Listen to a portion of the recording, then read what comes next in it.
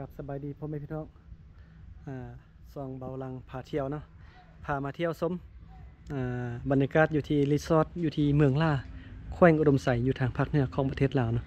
สถานที่แห่งนี้ก็อยู่ไกลกับบริเวณวัดพระเจ้าสิงห์คำเนาะ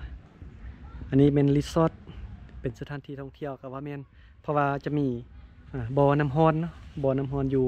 ทางข้างของรีสอร์ทนี่แหละอยู่แค่แม่น้ำพากเนาะเดี๋ยวจะพาไปเบิ่งแต่ว่าตอนนี้เบิ่งรีสอร์ทก่อนป้าความงามก็อยากจะมาพักอยู่เนาะคืนหนึ่งตะกี้เบาลังท่ามเขาจะว่า$100เนาะต่อคืนแต่ว่าปัจจุบันนี้บ่ฮู้ว่าจะราคาเท่าไหร่เนาะเดี๋ยวไปเที่ยวไปชมน้ำกันเลยว่าจะสวยงามขนาดใดซึ่งว่าช่วงนี้ก็เป็นช่วงที่กำลังปรับปรุงอย่างแปลงบ่แล้วเถอะคาดว่าอีกประมาณ10ไปมื้อน่าจะแต่งแล้วเนาะราคาเริ่มต้นตามที่เบาลังคิดน่าจะประมาณ$200ขึ้นไปเนาะเพราะว่าจากสมัยแต่ก่อนอย่าง$100แล้วต่อคืนปัจจุบันนี้น่าจะแพงกว่าตะกี้เนาะบ่อน้ำร้อนจะอยู่ทางด้านนี้แต่ว่าพามาเบิ่งบ่อนอาบน้ำก่อนทางด้านเทิงนี่จะเป็นบ่อนที่อาบน้ำอุ่นเนาะ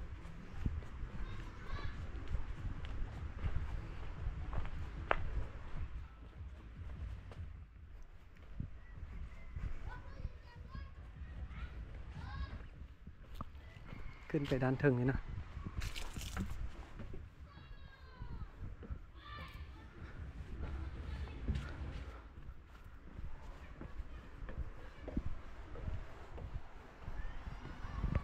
นี่บ่อนี้จะเป็นบ่อนเก็บน้ำเนาะดูดเอาน้ำอุ่นอยู่บ่อน้ำมาขึ้นมาไว้เทิงนี้แล้วก็ขึ้นมานั่งเซลินอยู่นี่ป้าอาบน้ำอุ่นเนาะยามหนาวแต่ว่ายังบ่ทำความสะอาดเทื่อก็เลยว่าเป็นแบบนี้ถ้าว่าทำความสะอาดแล้วก็น่าจะงามกว่านี้เนาะตัวเมืองล่าก็จะอยู่ทางด้านพุทธเนาะตัวเมืองล่าแล้วก็วัดพระเจ้าสิงห์คำก็จะอยู่ทางด้านเทิงนี้บริเวณนี้ก็เป็นรีสอร์ทอยู่แคมป์แม่น้ำพักโอ้สมวิวนี่งามไล่พ่อแม่พี่น้อง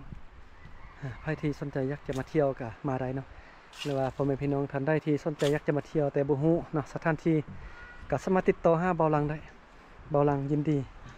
เป็นไกด์นำเที่ยวเนาะทั่วประเทศลาวนี่อยากไปใช้ถ้าบ่ได้เบาลังฮู้ก็จะพาไปเที่ยวไปชมขอเพียงแต่ว่าซื้อน้ำมันใส่รถจักรซื้อข้าวซื้อน้ำแล้วก็ที่พักอาศัยให้เบาลังก็พร้อมที่จะพาเที่ยวยินดีเนาะบ่เอาค่าจ้างเนาะว่าเอาเงินจ้างเท่านั้นเท่านี้จึงไปบ่เฮ็ดเนาะเพียงแต่ว่าซื้อน้ำมันซื้อรถจักรซื้อข้าวซื้อน้ำจ่ายค่าที่พักให้หรือว่าจะกางเต็นท์นอนก็ได้เนาะมีเป็นคู่กับกางเต็นท์นอนก็ได้ประหยัดค่าใช้จ่าย